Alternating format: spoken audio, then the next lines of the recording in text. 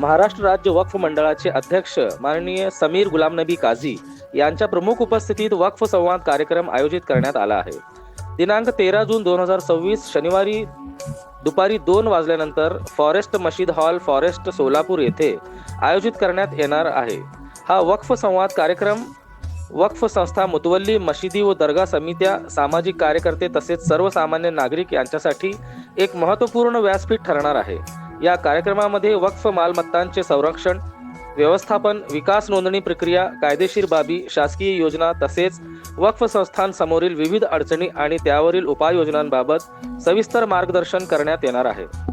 या संवाद कार्यक्रमाचा मुख्य उद्देश वक्फ संस्थांशी थेट संवाद साधणे, त्यांच्या समस्या जाणून घेणे, वक्फ मालमत्तांचा सामाजिक हितासाठी प्रभावी वापर करण्याबाबत चर्चा करणे आणि वक्फ व्यवस्थापन अधिक पारदर्शक व सक्षम बनवण्यासाठी आवश्यक सूचना व मार्गदर्शन देणे हा आहे.